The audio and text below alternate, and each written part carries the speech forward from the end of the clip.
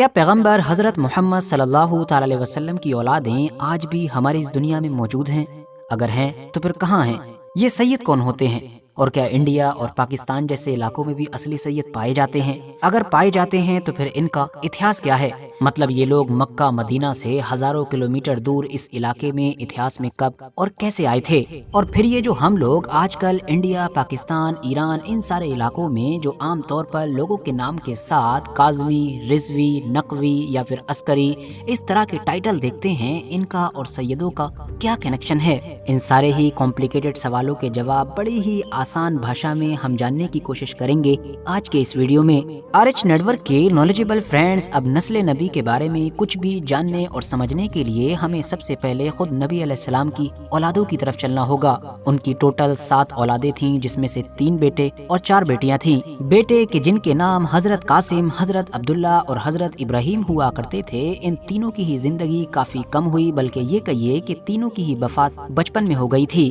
باقی رہا سوال 4 بیٹیوں کا، تو ان کے نام حضرت زینب، حضرت رقیہ، حضرت ام کلثوم اور سب سے خاص اور سب سے مشہور حضرت بی بی فاطمہ تھا۔ اب نوٹ کرنے والی بات یہ ہے کہ نبی علیہ السلام کے تینوں بیٹوں کا انتقال تو پہلے ہی ہو چکا تھا، لیکن یہ جو 4 بیٹیاں تھیں، ان میں سے بھی 3 بیٹیوں کی جو اولادیں ہوئیں وہ زیادہ وقت تک زندہ نہیں رہ سکیں۔ مطلب کسی کی اولادیں کم عمر میں ہی وفات پا گئیں، تو کچھ کی حیات رہیں بھی مگر ان کی نسلیں لمبے وقت تک سروائیو نہ کر سکیں۔ لیکن ہاں، یہاں پر ایک بیٹی ایسی تھیں کہ جن کی اولادیں بھی ہوئیں، ان کی نسلیں بھی آگے بڑھیں، ایسی بڑھیں کہ آج تک اس دنیا میں موجود ہیں اور دنیا کے الگ الگ علاقوں میں پھیلی ہوئی ہیں۔ بلکہ دوسرے شبدوں میں ہم یہ کہہ سکتے ہیں کہ اسی بیٹی کے ذریعے سے ہی خود آخری پیغمبر حضرت محمد صلی اللہ تعالی علیہ وسلم کی اولادیں، ان کی نسلیں آج کے دور میں دنیا کے الگ الگ علاقوں میں موجود ہیں۔ یہ بیٹی کوئی اور نہیں بلکہ حضرت بی بی فاطمہ الزہرا تھیں کہ جن کا نکاح نبی علیہ السلام کے کزن، اسلام کے چوتھے خلیفہ اور مسلم اتہاس کے سب سے بڑے یودھاؤں میں سے ایک حضرت علی کے ساتھ ہوا تھا۔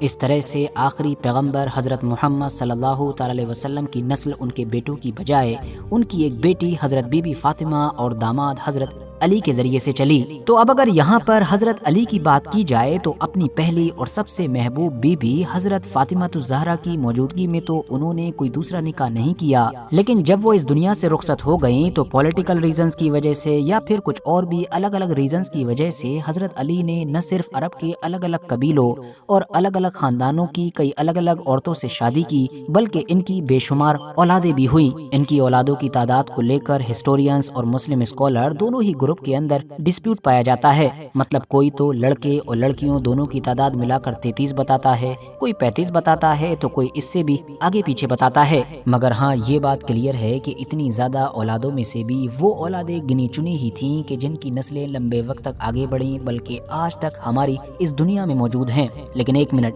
یہاں پر بات حضرت علی کی اولادوں کی ہو رہی ہے، نہ کہ نبی علیہ السلام کی اولادوں کی، کیونکہ بعد میں حضرت علی نے جتنی بھی عورتوں سے نکاح کیا، ان کی جتنی بھی اولادیں ہوئیں، ان کی جو نسلیں آج تک اس دنیا میں موجود ہیں وہ حضرت علی کی اولادیں تو کہلائی جائیں گی، لیکن نبی کی اولادیں نہیں کہی جائیں گی۔ اس کی وجہ یہ ہے کہ نبی کی اولادیں صرف وہی ہو سکتی ہیں کہ جو حضرت علی کی تو اولاد ہوں، لیکن اس سے بھی زیادہ ضروری یہ ہے کہ وہ حضرت بی بی فاطمہ کی اولاد ہوں، جن کے اندر ڈائریکٹ آخری پیغمبر حضرت محمد صلی اللہ تعالی علیہ وسلم کا خون موجود ہے۔ تو پھر اب سب سے بڑا سوال یہ کھڑا ہو جاتا ہے کہ حضرت علی کی یہ جو 30 سے 40 کے بیچ اولادیں تھیں، ان میں سے خاص طور سے حضرت بی بی فاطمہ الزہرا کے ساتھ کتنی اولادیں تھیں؟ تو ساتھیوں، ان دونوں کی اولادیں تھیں 5، مطلب کہ 5، جس میں سے 3 بیٹے اور 2 بیٹیاں تھیں۔ ان 3 بیٹوں میں سے 2 کا نام تو آپ میں سے ہر انسان جانتا ہی ہوگا، مطلب حضرت امام حسن اور حضرت امام حسین، جبکہ جو حضرت علی اور حضرت بی بی فاطمہ کے تیسرے بیٹے تھے ان کا نام کتابوں میں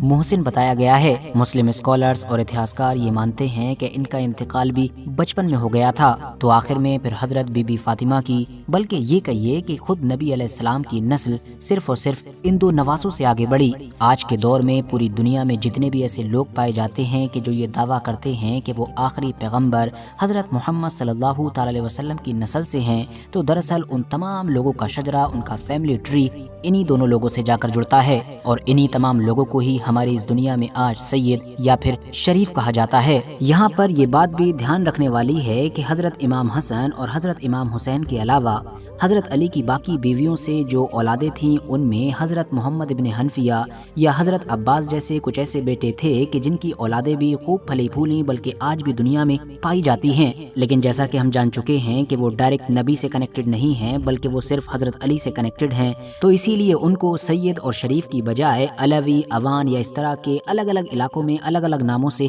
जाना जाता है। किसी सेपरेट वीडियो में इस पर भी डिटेल में बात करेंगे। फिलहाल आज अपने मुद्दे पर फोकस करते हैं। हजरत अली के इन दोनों बेटों में से सबसे पहले छोटे बेटे मतलब कि हजरत इमाम हुसैन की औलादों पर नजर डालें तो जैसा कि हम जानते हैं कि करबला से सिर्फ और सिर्फ उनके एक बेटे ही जिंदा बच सके थे, जिनको हम लोग इमाम ज़ैनुल आबिदीन के नाम से याद करते हैं। आगे बढ़ें उससे पहले आप लोग ये भी जान लीजिए कि हम लोग आमतौर पर शिया ग्रुप के ये जो 12 इमामों के बारे में सुनते रहते हैं, ये भी दरअसल इन्हीं हजरत इमाम ज़ैनुल आबिदीन की औलादों में से हैं। खुद ये हजरत ज़ैनुल आबिदीन चौथे इमाम हैं, क्योंकि पहले हजरत अली, दूसरे हजरत इमाम हसन, तीसरे हजरत इमाम हुसैन और चौथे ये, बल्कि ये समझिए कि ये पूरी एक लड़ी है, क्योंकि हर इमाम दरअसल पिछले इमाम की औलाद ही तो थे। अब वैसे तो सुन्नी ग्रुप शिया लोगों की तरह पॉलिटिकली इस इमामत के कॉन्सेप्ट पर यकीन नहीं रखता है, लेकिन ये जितने भी इमाम थे इंडिविजुअली सुन्नी ग्रुप में भी इनकी हद से ज्यादा रिस्पेक्ट की जाती है, बल्कि सुन्नी लोग भी आमतौर पर इनको इमाम ही कहते हैं। अब ये जो हजरत इमाम ज़ैनुल आबिदीन हैं, इनके एक बेटे हुआ करते थे जिनका नाम हुसैन अल असगर था। इनके बारे में ही ऐतिहासिक तौर पर यह दावा किया जाता है कि इनकी औलादें हिजरत करके ईरान, पाकिस्तान और इंडिया वाली साइड में आई थीं और वक्त के साथ यहीं आबाद हो गई थीं। ईरान के जो मौजूदा सुप्रीम लीडर हैं सैयद अली खामनाई, उनका शजरा इन्हीं से जोड़ा जाता है, जबकि इंडिया के उत्तर प्रदेश के आसपास के इलाकों में बसने वाले किंतूरी सैयद या फिर जो आबिदी सैयद हैं वो भी अपना शजरा यहीं से जोड़ते हैं। लेकिन जहां तक मामला इमामत का है तो हजरत इमाम ज़ैनुल आबिदीन के बाद उनके जिस बेटे को अगला मतलब कि 5वां इमाम माना गया, उनका नाम है हजरत इमाम बाकिर। मगर फिर इनके भी ज्यादातर बेटों का इंतकाल बहुत कम उम्र में ही हो गया था, तो इसीलिए इनके वो इकलौते बेटे कि जिनसे न सिर्फ इनकी नस्ल आगे बढ़ी बल्कि वो इनके बाद इमाम भी चुने गए, वो कोई और नहीं बल्कि हिस्ट्री की एक मशहूर पर्सनैलिटी हजरत इमाम जाफर सादिक थे। हजरत इमाम जाफर सादिक के बारे में खास बात यह है कि ये अपने दौर में दुनिया के सबसे बड़े मुस्लिम स्कॉलर के तौर पर देखे जाते थे।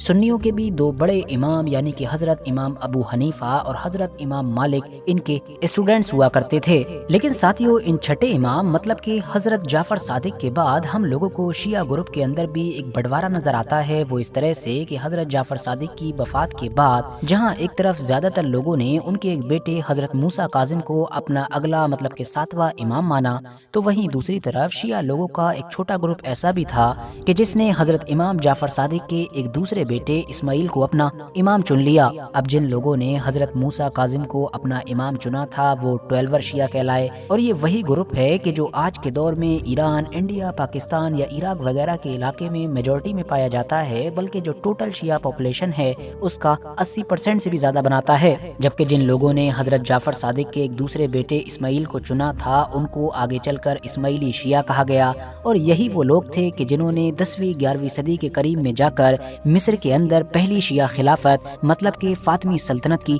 बुनियाद रखी थी। आज के दौर में ये जो आप लोग आगा खानी वर्ड सुनते हैं या इनके इमामों के बारे में सुनते रहते हैं, ये भी दरअसल इसी इस्माइली शिया ग्रुप की एक ब्रांच है। वैसे अगर आप लोगों को इस बारे में जानना है कि खुद शिया लोगों के अंदर भी कितने फिरके हैं, ये कब कब और कैसे अलग हुए थे, तो इसके बारे में ऑलरेडी हम एक सेपरेट वीडियो बना चुके हैं जिसको आप लोग डिस्क्रिप्शन में दिए गए लिंक के जरिए से देख सकते हैं। उसमें आप लोग 12वीं शिया, बोहरा, इस्माइली, जैदी तमाम लोगों के बारे में ही आसानी के साथ समझ सकेंगे। अब ये जो हजरत इमाम मूसा काजिम थे कि जिनको ज्यादातर लोगों की तरफ से ही हजरत इमाम जाफर सादिक के बाद अपने 7वें इमाम के तौर पर देखा गया था, इनकी औलादों को ही आगे चलकर काज़मी सैयद कहा गया। इनकी नस्ल से होने का दावा करने वाले लोग आज के दौर में आप लोगों को इराक के करबला, ईरान के बहुत सारे इलाकों में और हाँ इंडिया पाकिस्तान के भी काफी इलाकों में नजर आ जाएंगे, और ये लोग अपने नाम के साथ काज़मी लगाते हैं। इंटरेस्टिंग बात यह है कि सैयद रूहुल्लाह खुमैनी के जो ईरान के पहले सुप्रीम लीडर हुआ करते थे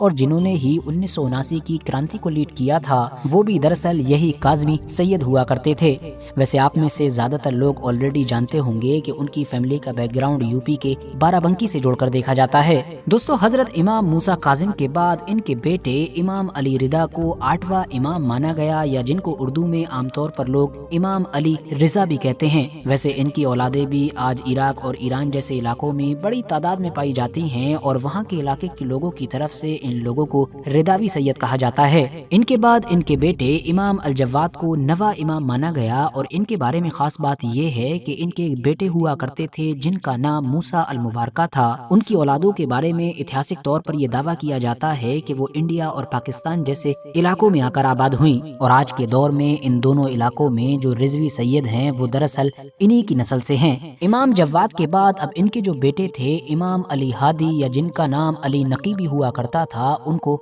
10वां इमाम माना गया। अब क्योंकि इनका एक नाम नकीबी हुआ करता था तो इसीलिए इनकी जो औलादें थीं उनको आगे चलकर नकवी सैयद कहा जाने लगा। इंडिया पाकिस्तान जैसे इलाकों में नकवी सैयद बड़ी तादाद में पाए जाते हैं, बल्कि खास तौर से इंडिया में रहने वाले लोग तो हमेशा नकवी नाम इधर उधर सुनते ही रहते हैं। हजरत इमाम अली हादी, या जिनको आप इमाम अली नकीबी कह सकते हैं, उनके बाद फिर उनके बेटे इमाम हसन अल अस्करी को 11वां इमाम माना गया। इनकी खुद की भी कई औलादें थीं, और फिर इनकी औलादों की औलादें, मतलब कि उनकी नस्लें भी खूब फली फूली। इवन इनके एक बेटे अली अकबर की नस्लें आज के दौर में आप लोगों को उज़्बेकिस्तान, खुरासान और इंडिया पाकिस्तान के भी कई इलाकों में मिलेंगी। आगे बढ़ें तो हजरत इमाम हसन अल अस्करी के बाद इनके बेटे इमाम अल महदी को 12वां इमाम माना गया, लेकिन क्योंकि इनके बारे में ये दावा किया जाता है कि अब्बासियों के खतरे की वजह से इनको खुफिया तौर पर कहीं छिपा दिया गया था, तो इसीलिए आज के दौर में इनकी औलादों के बारे में कुछ भी बताना, कुछ भी क्लेम करना मुमकिन नहीं है। बाकी ये जो कुछ भी हमने जाना, ये नबी अलैहिस्सलाम के शजरे की सिर्फ एक शाख है, मतलब कि हजरत इमाम हुसैन से चलने वाली नस्ल,